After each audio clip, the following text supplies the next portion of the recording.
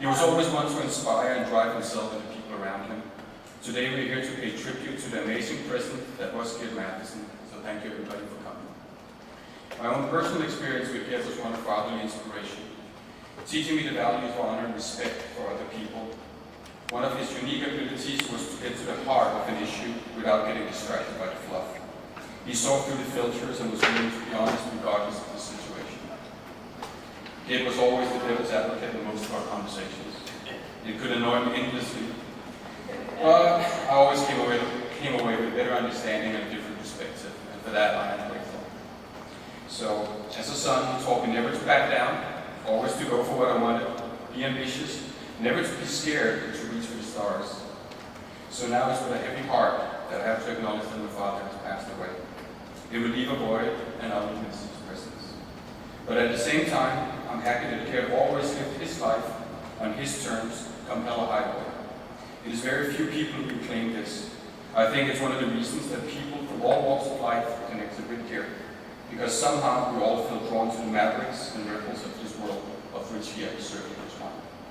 So for this ceremony, let's come together to celebrate and remember Gert's life. Thank you. And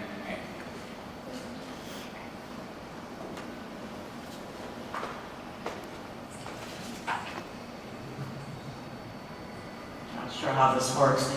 Can everybody hear me okay? Yep.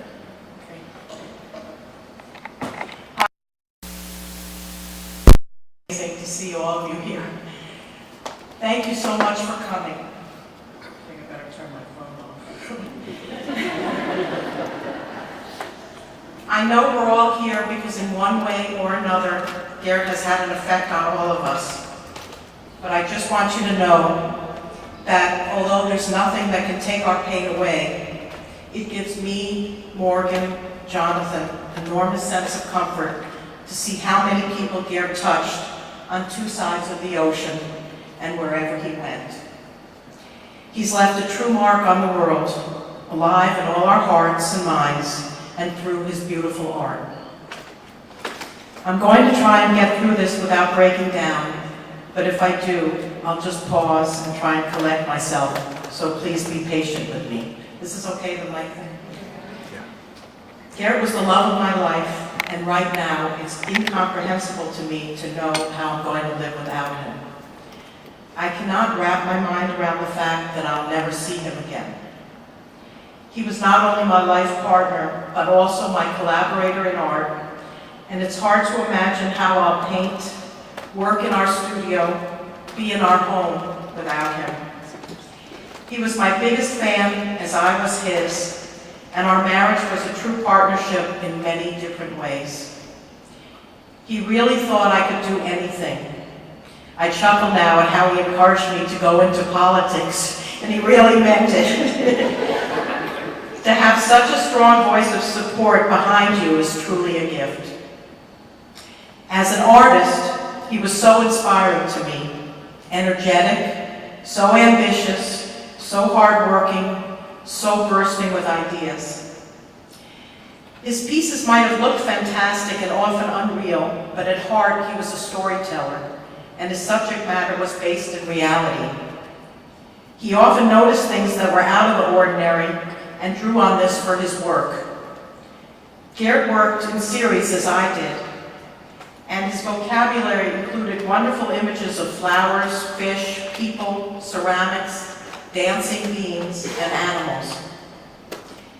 Gert did a whole series of pieces that looked like jungle scenes, complete with recurring tiger heads. People wonder where those images come from. Did he go on a safari? Did he love wild animals?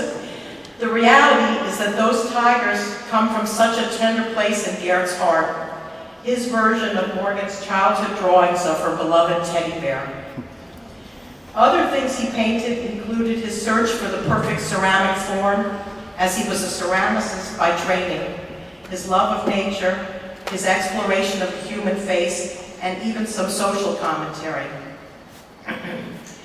I'm going to miss Gert's creative process, which I always loved witnessing and really got a kick out of. Whereas I would pick 2 or 3 colors, Gert would pick 20. He'd start off painting feeling good and in control, but would soon get out there, allowing himself to get off into a danger zone, over his head with complication in uncharted waters. When we had separate studios, this was the time I would receive a frantic phone call. In the middle of working on a piece or two or three, he would tell me he didn't know what he was doing. He was lost. It wasn't looking as he wanted it to be. He was out of control. But he would stick to it and work more and more, and eventually he would rein it back into something compelling, often beautiful, and always deep.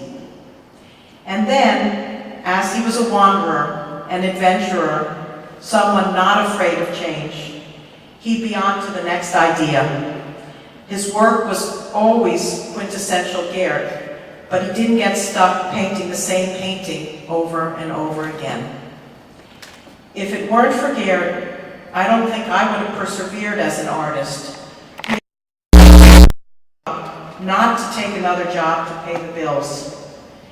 We encouraged each other to persevere in a beautiful profession, and we've succeeded. We were a great team.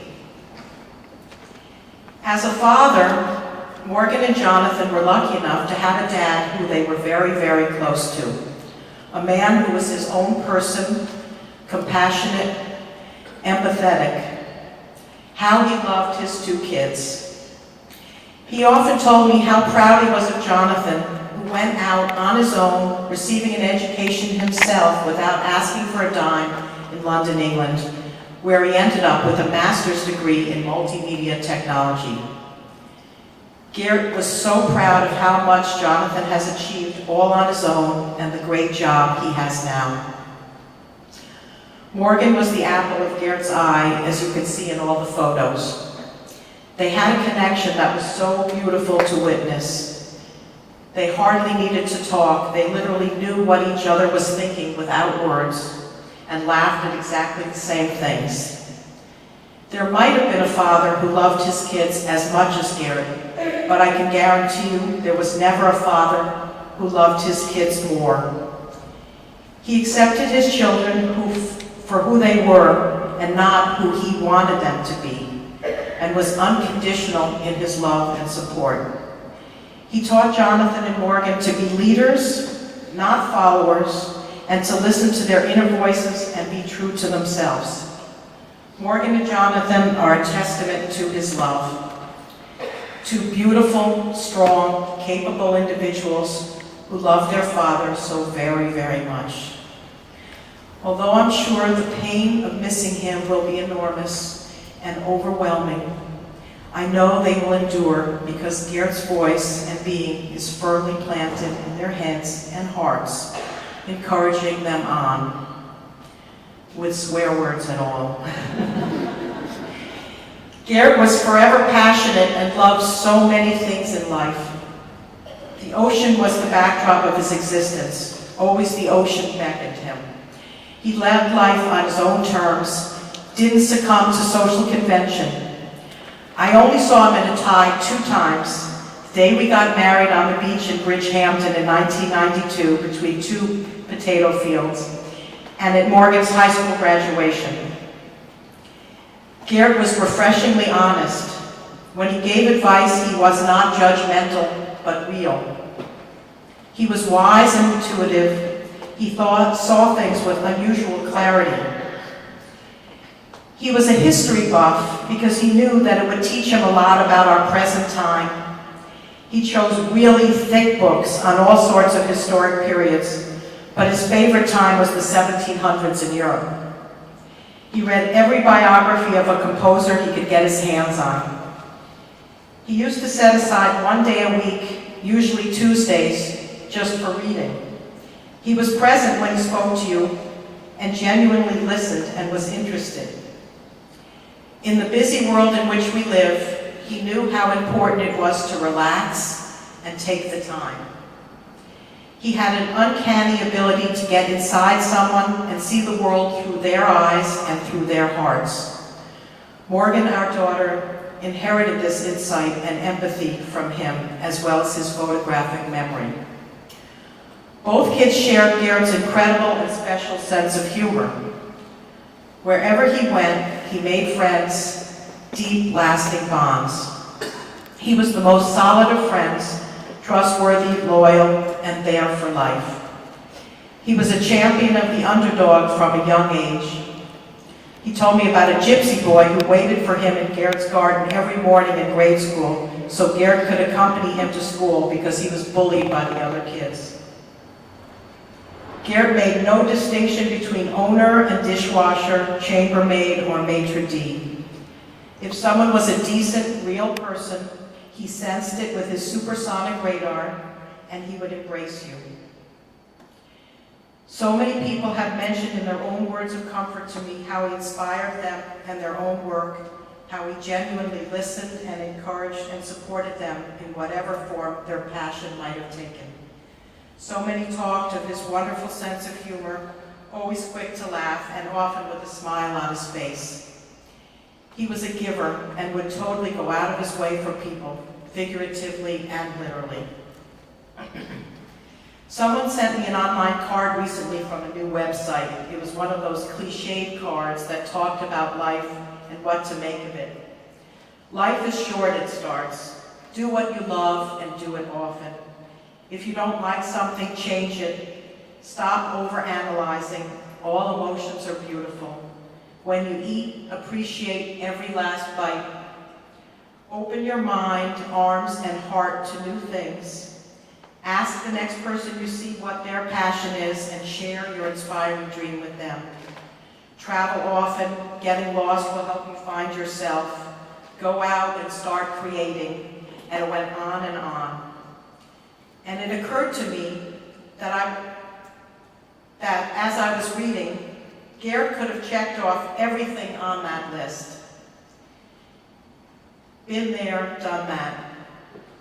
Gert had no such thing as a bucket list. He lived it every day, and I can honestly say there was nothing on it when he died. Within the last 2 months of his life, he had been with me in California. He had seen and cared for his 2 grandchildren, Roxy and Torin, in London with Jonathan. Been to Portugal to check out the idea of buying a small shack to leave for his 2 kids one day. Gone to pick up Morgan at school and spent time with her in D.C. Went underwear shopping with his son. Bought a new pair of Nikes at Morgan's store and had spent time with his beloved sister and best friend painter Lars Ahlstrand in Copenhagen. Dreams were important to Gert. One morning, Gert told me about a dream he had just had. He always remembered his dreams and treasured them. He was back fishing in a tiny little stream near his birthplace of Esbjerg on the west coast of Denmark. In reality, as a kid, he spent a lot of time fishing in those tiny little rivulets after losing his dad at an early age. Later that day, we were having lunch together, which we often did, and he told me he was going to go and find that exact spot he had fished in as a kid. And a month later, he was on a plane and did just that. Life isn't fair, of that I'm sure. I vacillate between intense pain, intense anger, screaming inside that this just simply cannot be. Gert died way too young. He had so many more lessons to teach us, so many more paintings to paint, so many more oceans to swim in, so many more history books to read, so many more summer days in Maine with his family, many more times to love and laugh. Many of you know Gert was a Bob Dylan fanatic. Gert expressed how he never really wanted to get old and sick. He knew death was part of life. If you could say anything positive about having someone wrenched from life in such a sudden and terrible way, Gert went quickly and he didn't suffer. So in the words of one of his favorite Dylan songs, he will remain in our hearts always, quote, forever young. I promised my daughter Morgan I wouldn't end on a sad note, and so I will not. Gert would always want us to laugh and stop worrying and be happy. Thank you all for coming. It means so much to me and Morgan and Jonathan and our whole family. Please come visit us in the studio. Nothing would give me more pleasure than to share with you all the beautiful and alive paintings and prints he left behind for all of us to enjoy.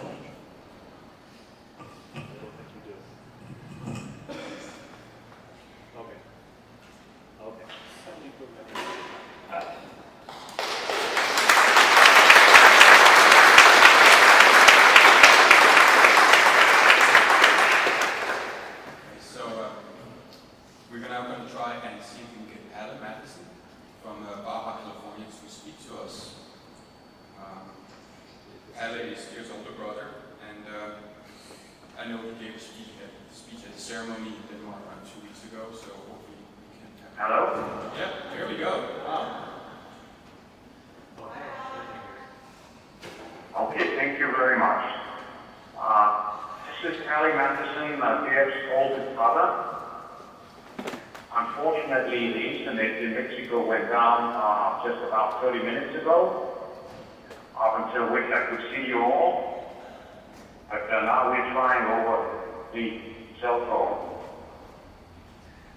I was in Copenhagen at the memorial on a sunny day, and came up with two bits of stories regarding Gert's life, and I will try to repeat both of them. The first one goes back to the Danish West Coast, in a small village where we were both born, and Gert and I attended the same school.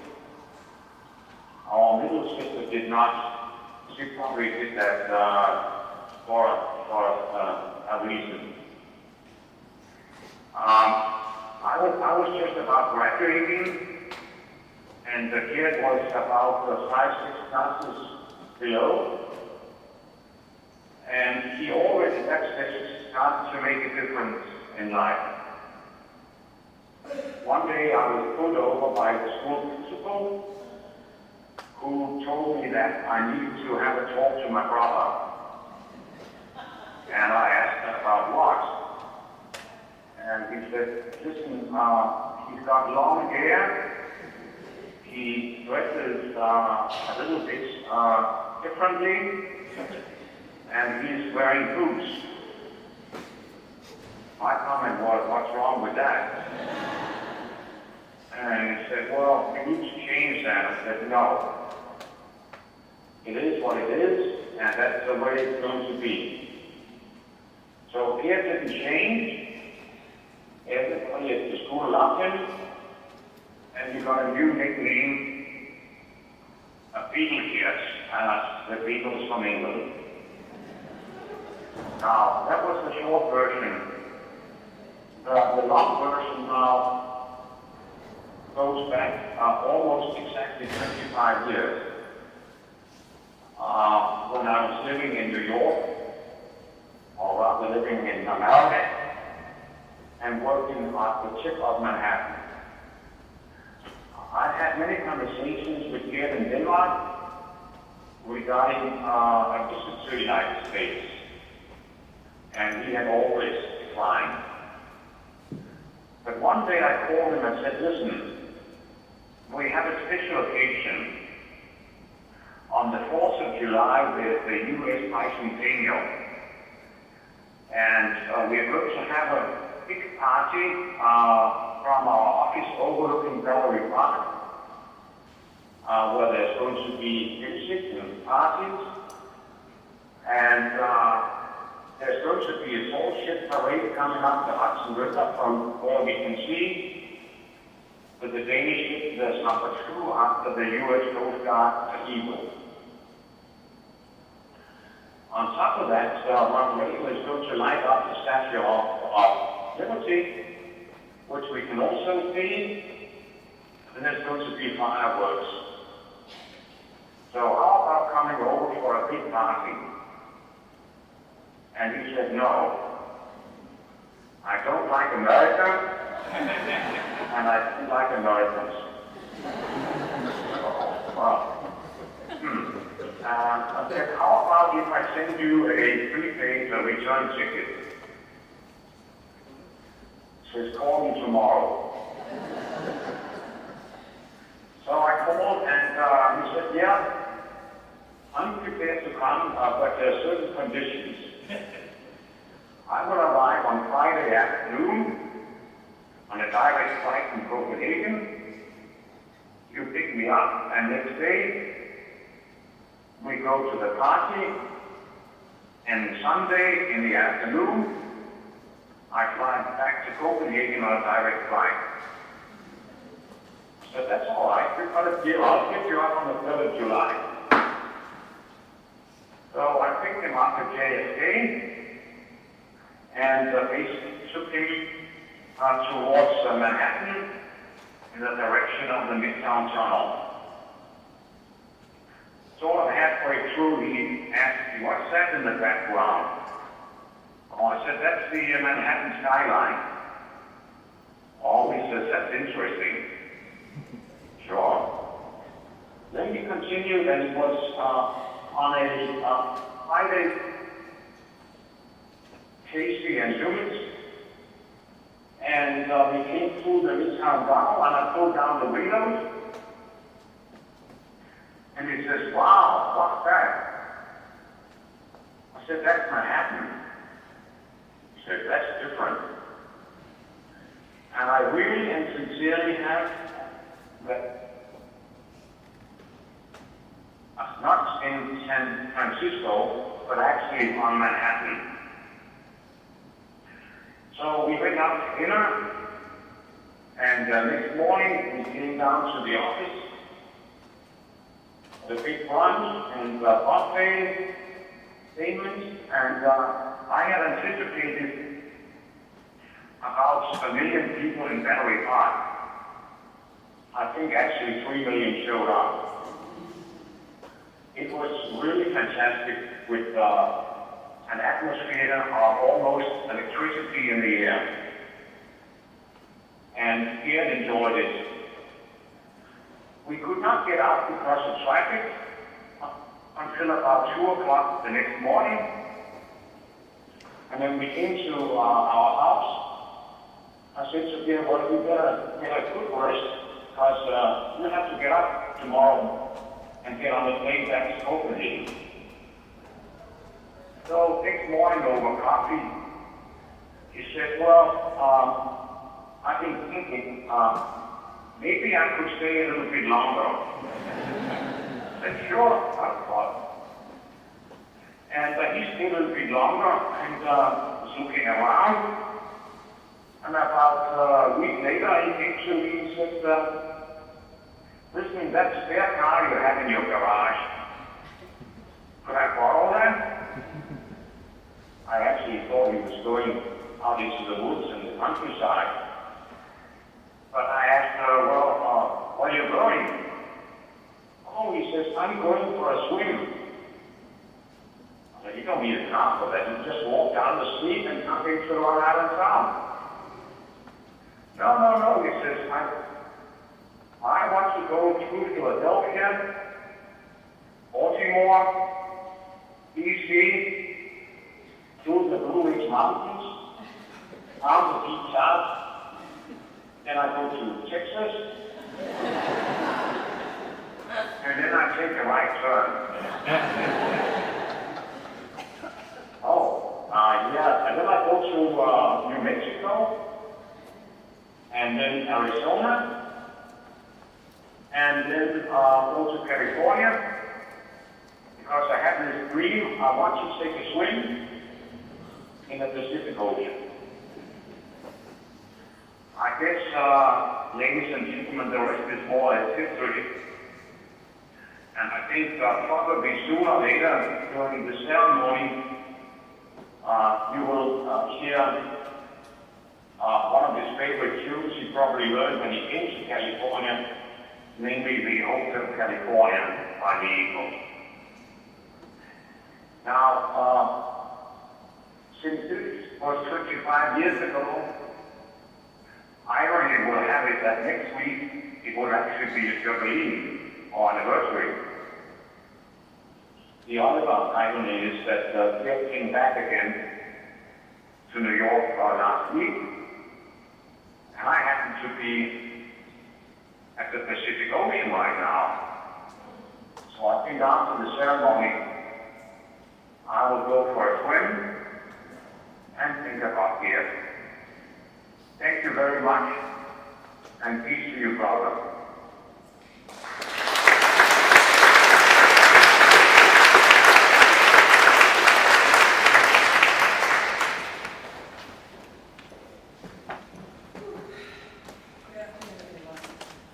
I think Gert would really